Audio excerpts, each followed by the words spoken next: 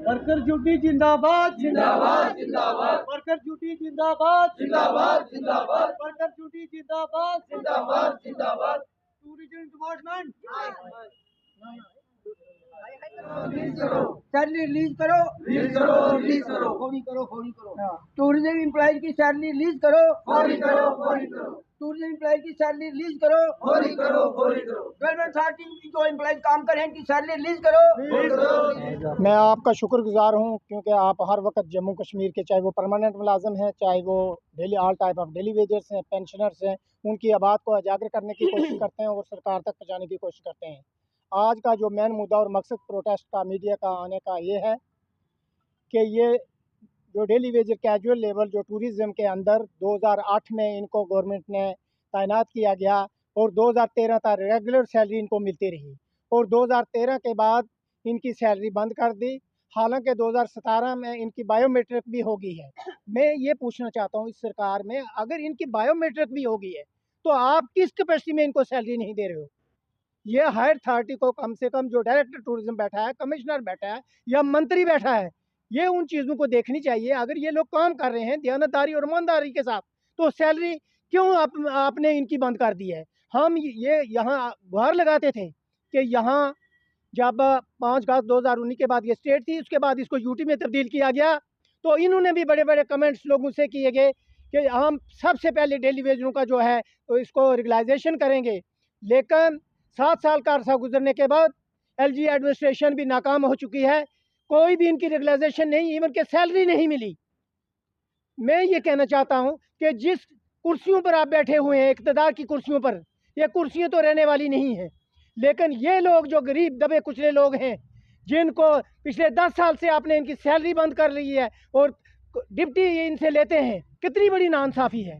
तो मैं ये कहना चाहता हूँ, अपनी सैलरी तो इन्होंने बढ़ा दी, 1.5 लाख से 3 लाख कर दी, लेकिन जब डेली वेजर को बात आती है सैलरी देने की, उस वक्त इनके खजाने खाली हो जाते हैं। मैं ये सरकार से पूछना चाहता हूँ, आज तक हमने ये चीज़ें देखी हैं, चाहे पार्लियामेंट की बात करें, चाहे यहाँ असम्बली की बात करें, रूल एंड रेगुलेशन सिर्फ ये अपने फेवर में बनाते हैं, किसी वर्कर के, किसी एम्प्लॉयज़ के फेवर में नहीं होते।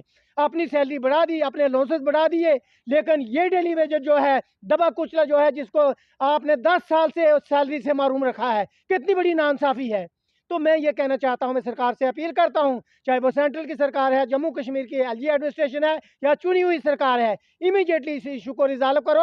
अगर रिजॉल्व नहीं करते तो आगे आने वाले दौर में इससे भी ज़्यादा आंदोलन होगा, जिसकी रिस्पॉन्सिबिलिटी यहाँ की यूटी की सरकार की होगी। मतलब कि बायोमेट्रिक भी लग रही है तो सैलरी नहीं मिल रही, क्या कहें? वही तो हम कह रहे हैं कि एक स्टेट में 2-2 कानून क्यों हैं? जब बायोमेट्रिक का मतलब हो गया कि ये हमारे एम्प्लॉइज़ हैं, तो फिर भी इनका शोषण हो रहा है। बाकी टूरिज्म डिपार्टमेंट को सैलरी मिल रही है, लेकिन 4 स्टेशनों पे नहीं मिल रही है, जैसे मानसर, सुरुईसर और परमंडल और उत्तर बैनी में। तो इन क्या सरकार से ये पूछना चाहते हैं, क्या इनका परिवार नहीं है, इनका भविष्य कोई नहीं है? ये तो जब आपकी ड्यूटी कर रहे हैं, 2008 से लेके 2013 तक इनको सैलरी मिल रही है, लेकिन 2013 के बाद इनको आज तक सैलरी नहीं मिली है। तो अब नई सरकार बनी है, उनसे भी यही अपील करेंगे कि इनका साइड भी देखिए, जो 50+ लोग हो गए हैं, तो अब ये कहाँ जा सकते हैं? और कहीं तो इनके लिए कोई ठिकाना नहीं और कहीं तो इनके लिए कोई छूट नहीं है कि और किसी डिपार्टमेंट में जाएंगे। इनका भविष्य जो है इधर ही है। तो ये लेकिन एम्प्लॉइज और जो ऑफिसर बैठे हुए हैं, उनको भी सोचना चाहिए कि इन्होंने इतनी इतनी ड्यूटी की है। जब ड्यूटी कर रहे हैं, ये कोई अपना किसी सरकार से कोई भीख थोड़े मांग रहे हैं, ये तो अपना मेहनत का हक मांग रहे हैं ना। तो इसीलिए सरकार से यही कहते हैं कि इनका जो मेहनत हक है वो इनको जल्दी से जल्दी दिया जाए, नहीं तो आने वाले टाइम में सभी इनके साथ है, तो आगे और बड़ा प्रोटेस्ट हो सकता है। लेकिन मैं सीएम साहब से भी यही अपील करूंगी, क्योंकि वो तो हर युवा के साथ खड़े रहते हैं और हर युवा की बात भी करते हैं, युवा की बात भी सुनते हैं। तो उनसे भी यही अपील करेंगे कि टूरिज्म डिपार्टमेंट के लिए आपके पास ही है, तो उनकी सैलरी रिलीज कीजिए। देखिए, हम आज जिन लोगों के साथ खड़े हैं, ये सब टूरिज़्म डिपार्टमेंट के हैं। 4 स्टेशन हैं जहाँ से इन लोगों को सैलरी नहीं मिल रही, जबकि बायोमेट्रिक हो रही है और ये डिपार्टमेंट भी टूरिज़्म के हैं। टूरिज़्म डिपार्टमेंट के जो वर्कर्स हैं, उनको तो पता है, इनकी तो एंट्री होती है ना, इनके नाम के वहाँ पे होता है कि कौन बंदा कितने बजे आ रहा, जा रहा, बायोमेट्रिक हो रही है। तो क्या कारण है कि 2008 से 13 तक इनको सैलरी मिलती है, रिलीज तो हो रही है। ये नहीं हो सकता कि कभी की वो सैलरी बंद हो जाए, पीछे से रिलीज हो रही है, आगे क्यों नहीं जा रही। ये देखना है, ये डिपार्टमेंट को देखना।